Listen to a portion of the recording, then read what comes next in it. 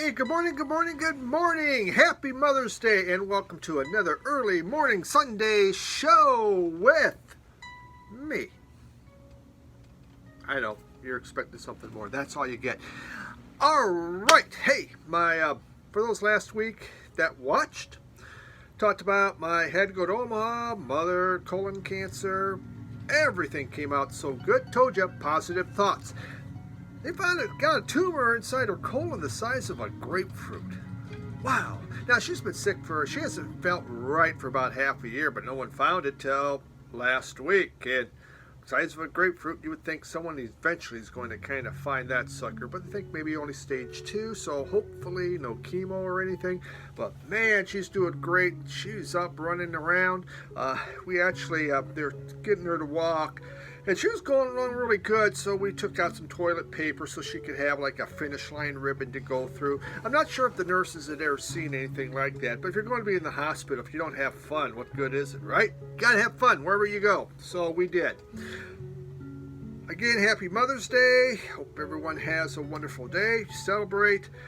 I didn't buy my wife anything, but she's not my mother. But I did buy my mother flowers. I haven't been even home by Mother's Day for many years.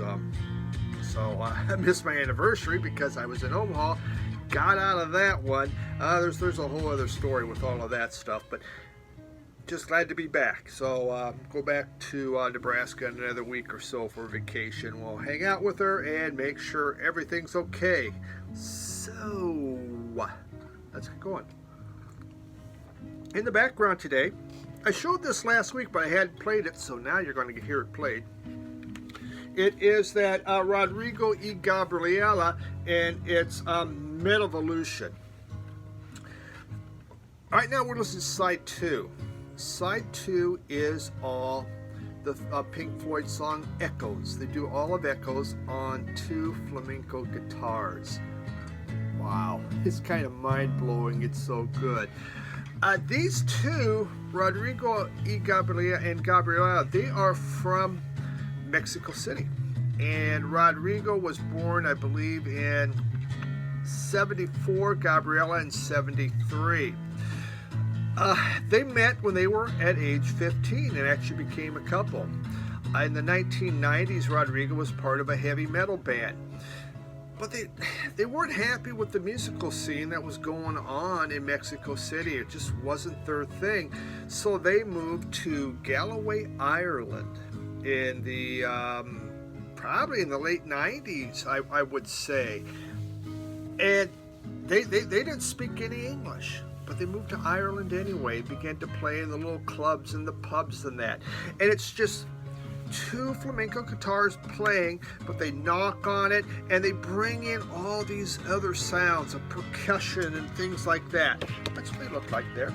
This is nice. They're no longer a couple. In 2012, they broke apart. I know. Can you believe that? We wanted them to make it so much, but hey, it happens.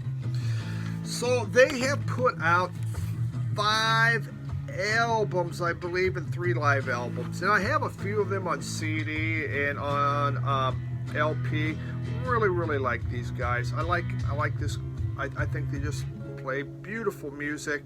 They play rock music, but then they can get into the softer side. They play Pink Floyd. They just show what can be done with acoustic guitars. So if you want something a little different, beautiful guitar, if you like Pink Floyd, everybody but someone from Omaha that I know that's really an introvert, this could be a fun listen for you. It really is nice. So enjoy it in the background. I'm actually playing vinyl, so I'm going to have to get up because I don't know where the hell I filed their CDs at. It should be in World Music. God, I try to be so organized that I can't find a damn thing.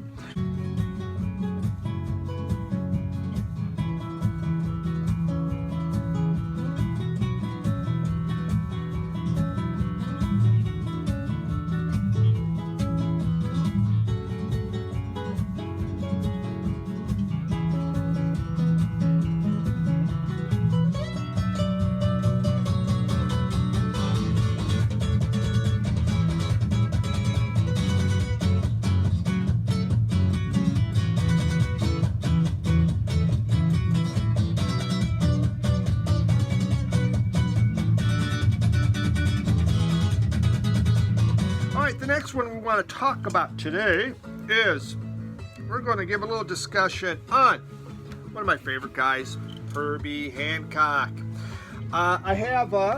We have this Herbie Hancock album here. We have Empyrean Isles. You know I said that wrong. I know I said that wrong. I have Maiden Voyage. And at Record Store Day, I got this one, Dedication. Oh, Herbie Hancock. So, you know, some people consider Hancock one of the more controversial figures of jazz. And I think it's because of the way he always zigzagged through everything. If there was something new, Hancock was there. If there's any kind of electronics involved whatsoever, Herbie Hancock was there. He always wanted to see what was going on. He was doing jazz, R&B, electronic, acoustic. His hands were everywhere, sometimes with phenomenal success, sometimes with head scratching, what are you doing, buddy? No, he's still out. He had a wonderful biography he did a couple years ago. Well worth, if you're interested in Herbie Hancock, to pick up and kind of hear what he did. He was a child prodigy. He started with Miles Davis very early on, began forming his own groups. Just a really interesting guy.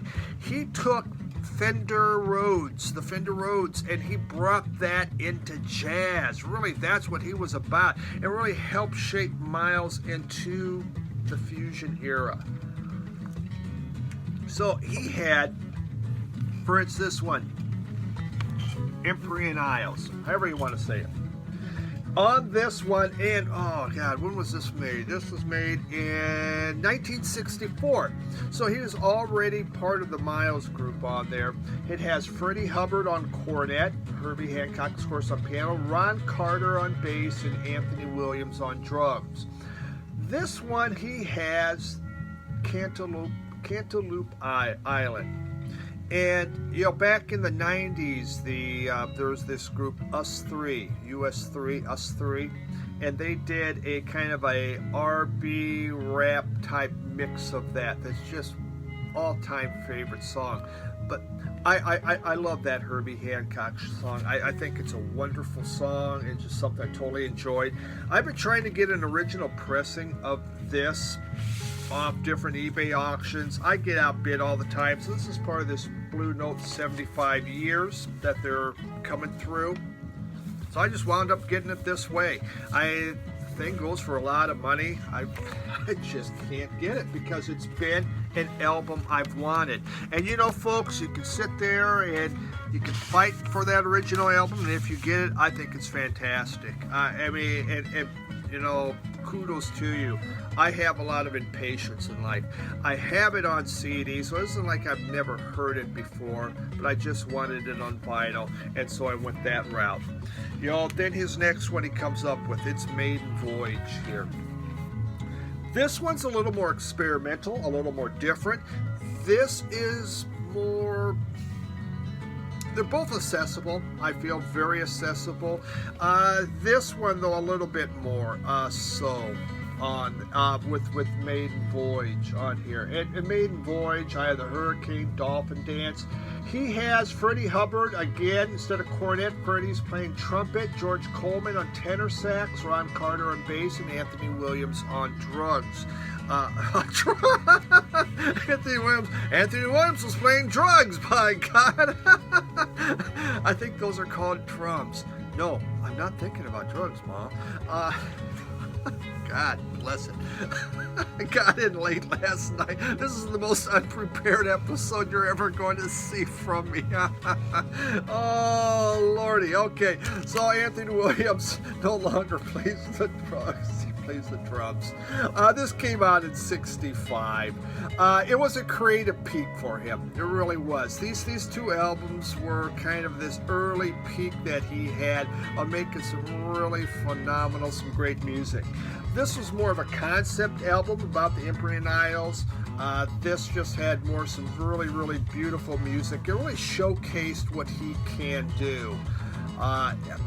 Both of these are kind of considered classics of hard bop. And we talked a few weeks ago about bebop, hard bop, and all that.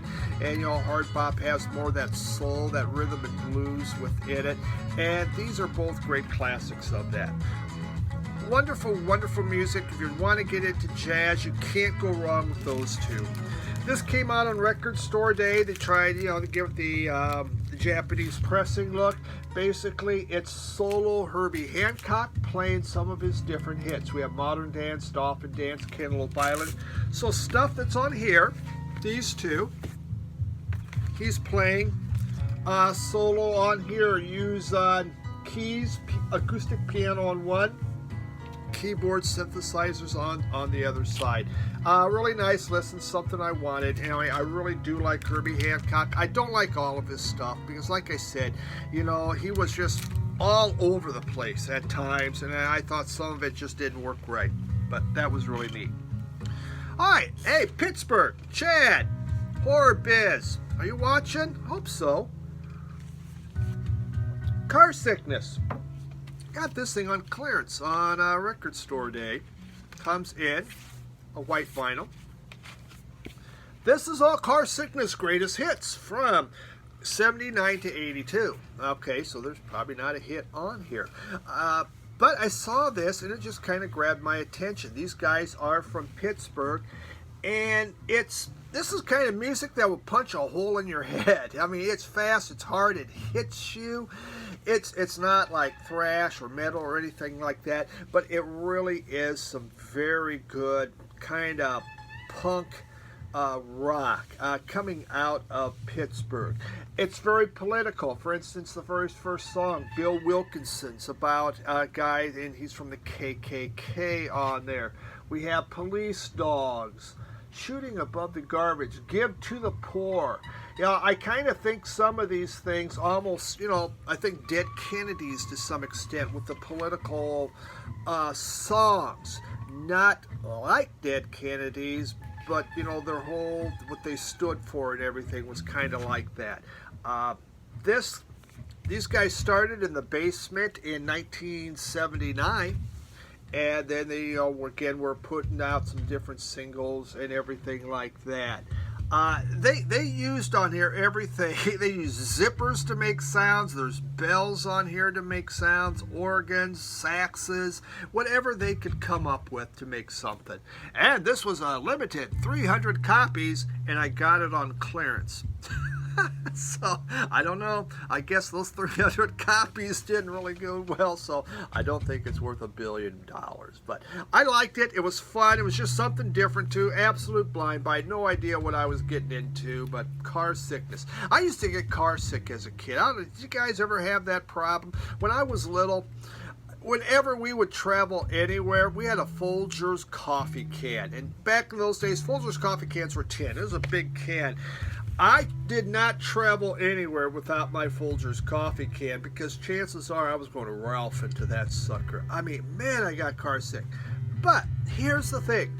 When you're car sick and you're 5 of us, you always get the window seat, no matter what. They were, I want the window. We're all fighting. Goes, listen, if I don't get the window seat, I'm going to vomit on all of you. I have to have fresh air. Mom and Dad, he has to have the window seat. He has to. So I always got the window seat, and my brothers and sisters, most of them were scrunched into the middle. You know, it was...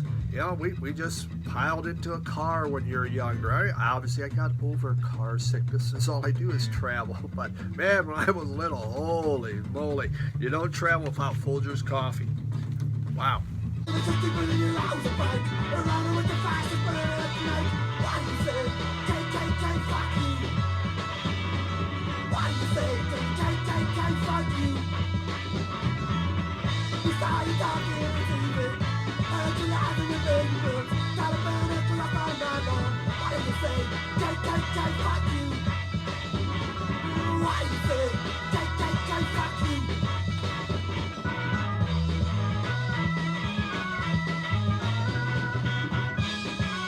All right.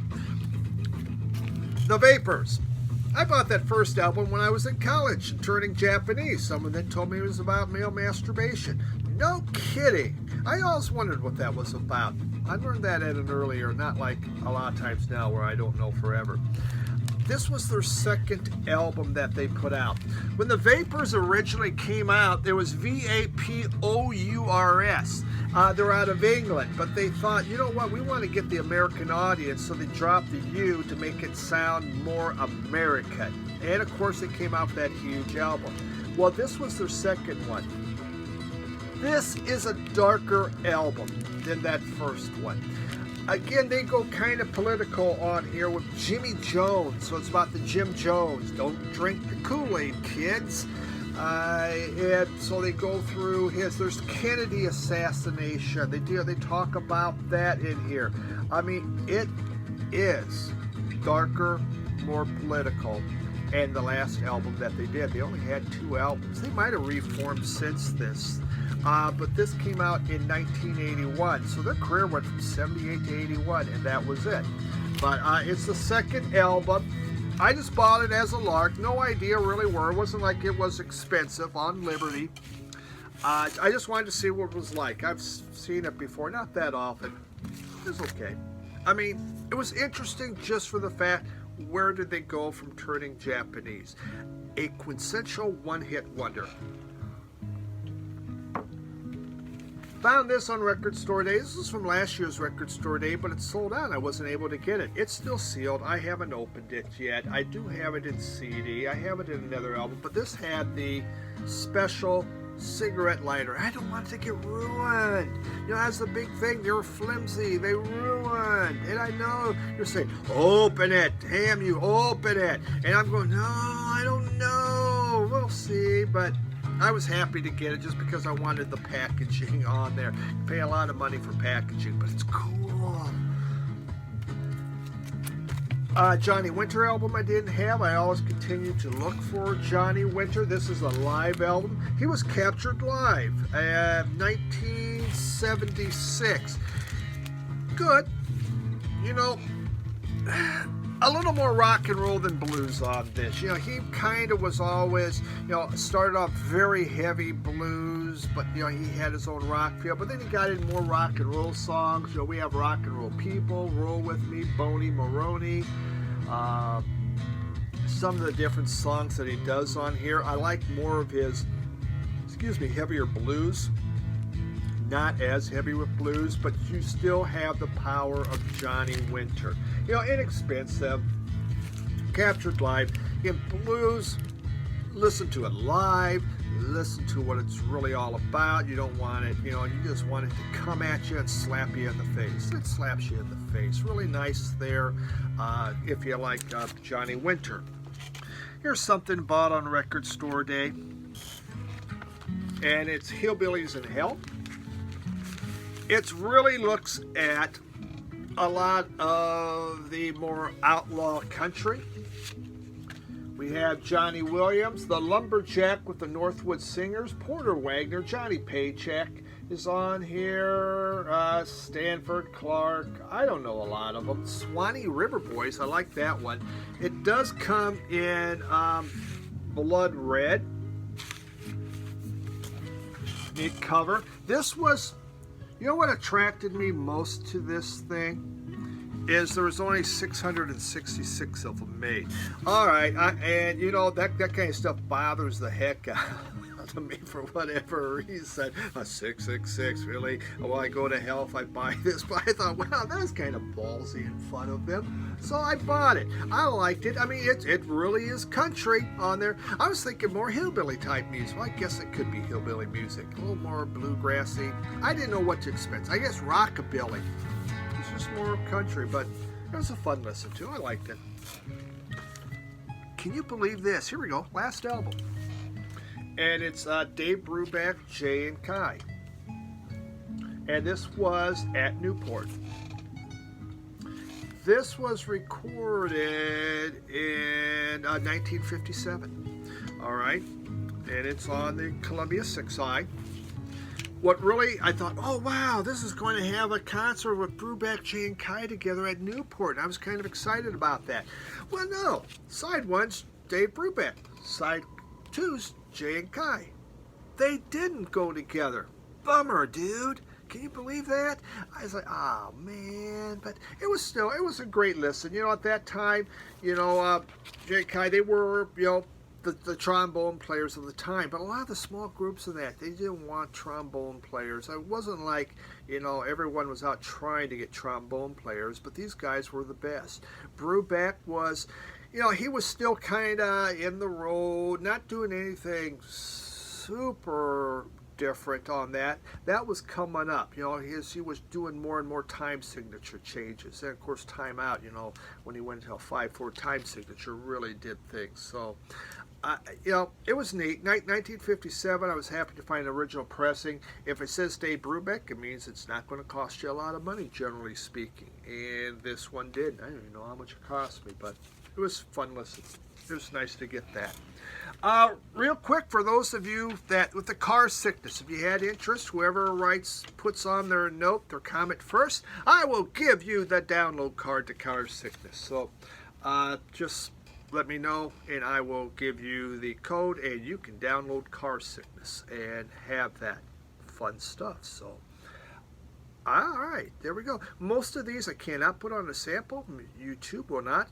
Herbie Hancock just won't let me play them on there, but I will put on a couple. Well, obviously, I've already put on a couple samples. All right.